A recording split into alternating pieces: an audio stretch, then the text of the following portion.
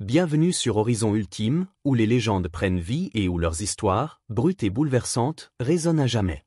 Aujourd'hui, plongez dans l'épopée d'une femme qui a transformé la douleur en pouvoir, la trahison en triomphe, et le silence en un cri universel.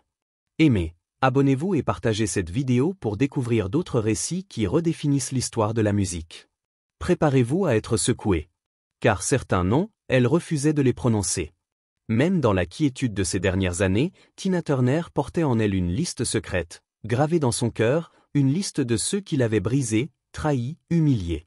6 âmes qu'elle avait autrefois admirées, aimées, ou en qui elle avait cru. Mais pour Tina, la trahison n'était pas qu'une blessure. Elle était définitive.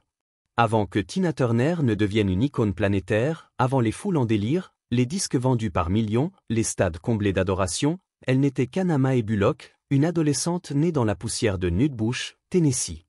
Une voix brute, indomptée, mais déjà si puissante qu'elle semblait porter l'âme du monde.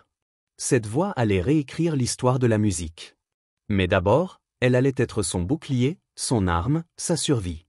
C'était en 1957, dans l'effervescence du club Manhattan à East St. Louis. Tina, alors adolescente, se tenait dans l'ombre d'une foule vibrante. Ike Turner, chef d'orchestre charismatique, star montante de la scène rhythm and blues, régnait sur la salle. Lorsqu'une pause laissa le micro orphelin, Anna s'en empara.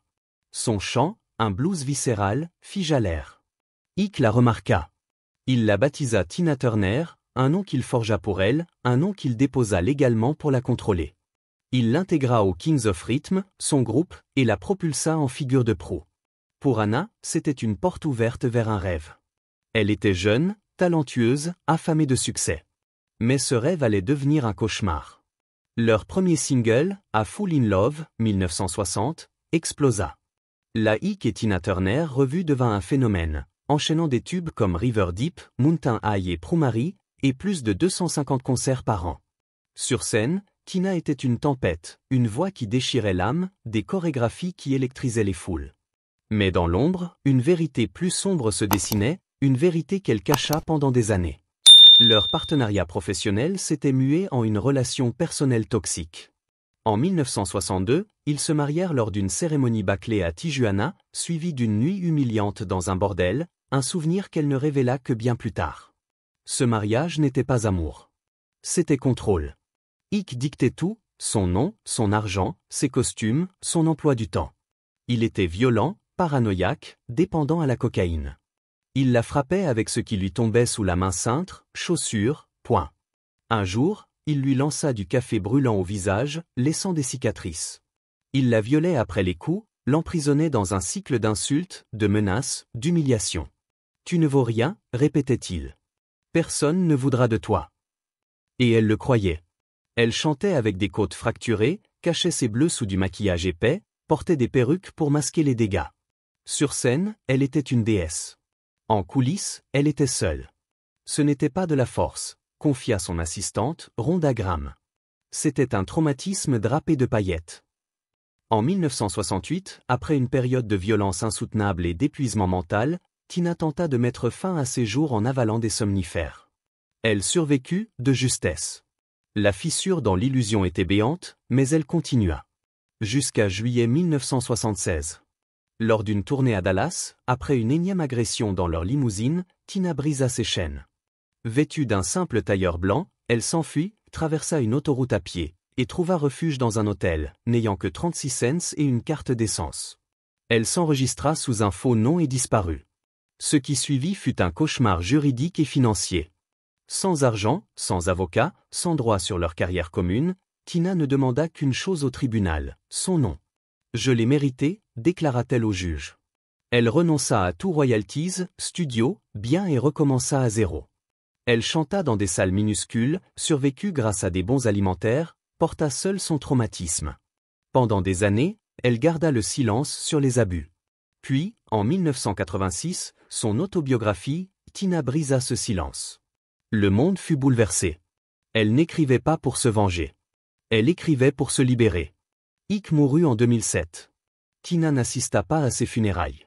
Un porte-parole déclara « Elle n'a eu aucun contact avec lui depuis plus de 30 ans. Aucun commentaire. » Ce silence hurlait plus fort qu'un discours. Ike Turner n'était pas seulement son premier bourreau.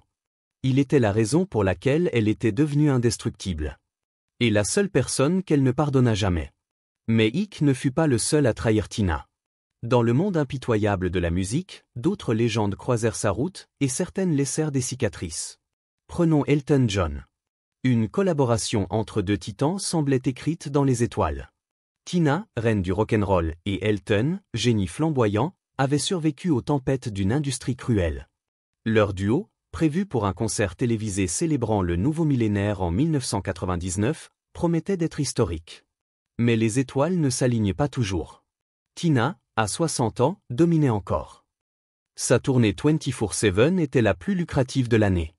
Elton, en pleine renaissance, remplissait des arènes avec son charisme légendaire. Mais en coulisses, la magie s'effrita. Tina, disciplinée, exigeait précision et respect. Elton, plus instinctif, entouré d'un entourage permissif, vivait à un autre rythme. Lors des répétitions, la tension éclata. Tina interrompit une session, le tempo clochait, les transitions manquaient de fluidité, et Elton semblait désengagé. « Il faut qu'on resserre ça », lança-t-elle, direct mais professionnel. Elton explosa. Il l'accusa d'être trop autoritaire, un sergent instructeur. La salle se figea. Des cris fusèrent, un pied de micro fut renversé. Ils terminèrent les répétitions, mais la chimie était morte. Sur scène, ils jouèrent la comédie, mais leurs regards ne se croisèrent jamais. Plus tard, à la radio, Elton qualifia Tina de « difficile ». Tina, fidèle à elle-même, ne répondit rien publiquement. Son silence parlait pour elle. À un ami, elle confia qu'Elton était brillant mais fragile, son ego sabotant son génie. Pour elle, l'art était feu et discipline, pas caprice. Le manque de respect, après tout ce qu'elle avait surmonté, abus, racisme, sexisme, était une ligne rouge. Elle ne retravailla jamais avec lui. Son nom s'effaça de son monde. Puis vint Madonna. Dans les années 1980, Tina avait accompli l'impossible. À 44 ans, avec Private Dancer, elle réécrivait son histoire. L'album, vendu à plus de 10 millions d'exemplaires, portait des tubes comme What Has Love Got to Do With It. Elle n'était plus une survivante, elle était une légende. Mais une voix plus jeune, plus provocante, émergeait. Madonna, tornade de la pop, était comparée à Tina. Cuir, danse audacieuse, présence scénique, les médias voyaient en elle une héritière. Mais Tina n'y voyait pas un hommage. Elle y voyait un effacement. Madonna, dans des interviews, lançait des pics subtils sur les artistes déconnectés ou dépassés. Elle ne nommait pas Tina, mais le sous-texte était clair. Tina, dans la quarantaine avancée, continuait de remplir des stades, dansant en talons pendant 2 heures sans faiblir. Elle ne disparaissait pas, elle redéfinissait les normes. En 1992, lors d'un gala, les deux femmes se croisèrent. Madonna, entourée de caméras, jouait la provocation. Tina, élégante, resta distante. Aucun mot, aucun regard. Les organisateurs veillèrent à les tenir éloignés. Quand on lui demanda si une collaboration était possible, Tina répondit « Nous faisons des choses différentes ». Point final. Pas de querelle, juste un silence glacial. Pour Tina, ce n'était pas une rivalité. C'était une question de principe.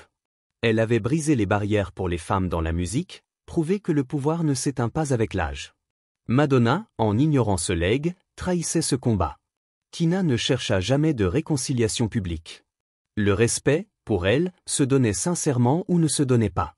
David Bowie, lui, brisa quelque chose de plus profond. Tina admirait peu de gens, mais Bowie était une exception. Rebelle, innovant, survivant comme elle, il semblait comprendre son parcours. Dans les années 1980, alors que Tina préparait Private Dancer, leurs cercles se croisaient. Une collaboration semblait inévitable. Bowie louait sa voix en interview, la qualifiant de « captivante ». Puis, en 1983, lors d'une soirée à Londres, tout bascula. Bowie, éméché, fit une blague sur le passé de Tina avec Ike, réduisant sa douleur à une punchline. Ça forge le caractère, non? Tina, à quelques mètres, sourit poliment et quitta la pièce. Ce soir-là, elle trancha. Elle ne répondit plus jamais à ses appels. Son équipe tenta de relancer des projets, mais Tina refusa. « Ce n'est pas prévu », dit-elle à un producteur. « Ne me reposez jamais la question. » Bowie avait transformé sa souffrance en plaisanterie, et pour Tina, c'était une trahison impardonnable. Son silence, encore une fois, fut sa réponse. Aretha Franklin, autre titan, partagea une tension plus subtile. Reine du rock et de la soul, Tina et Aretha dominaient chacune leur royaume. Mais une rivalité silencieuse les séparait. En 1971, lors d'une répétition pour une remise de prix, Aretha aurait dit à un collègue, à propos de Tina, elle crie « Moi je chante ». La phrase, murmurée en coulisses, parvint à Tina. Elle ne répondit jamais publiquement, mais elle n'oublia pas. En 1983, un duo aux Grammy Awards fut proposé. Aretha accepta, Tina refusa, sans explication. Leurs chemins se croisèrent, mais jamais leurs âmes. À la mort d'Aretha en 2018, Tina rendit un hommage poli, professionnel, mais dénué de chaleur. Pour elle, la loyauté était sacrée. Une ligne franchie, et le lien était rompu. Enfin, Phil Spector. En 1977, Tina, fraîchement libérée d'Ick, était à terre. Sans argent, sans label, boycottée par l'industrie, elle reçut un appel de Spector, génie instable du Wall of Sound. Il lui promit un album, une renaissance. Tina y crut, s'investit corps et âme, libéra son agenda, entraîna sa voix. Puis, sans un mot, Spector disparut. Il choisit de travailler avec son ex-femme, Ronnie. Le projet s'effondra. Tina, humiliée, ne cria pas. Elle déclara simplement « ça n'arrivera plus jamais ». Et ça ne se reproduisit pas. Spector devint un fantôme dans son histoire, son nom effacé de ses lèvres. Tina Turner n'avait pas de liste noire officielle. Mais ceux qui la connaissaient savaient. Elle n'avait pas besoin de scandale pour faire passer un message. Elle avançait, digne, silencieuse, indestructible. Ses trahisons l'avaient brisée, mais elle l'avait aussi forgée. Chaque coup, chaque silence, chaque triomphe était une preuve. Elle était plus grande que la douleur. Et vous, quelle histoire vous a le plus bouleversé? Partagez-le en commentaire. Aimez, abonnez-vous, partagez pour plonger dans d'autres récits de légendes qui ont changé la musique à jamais.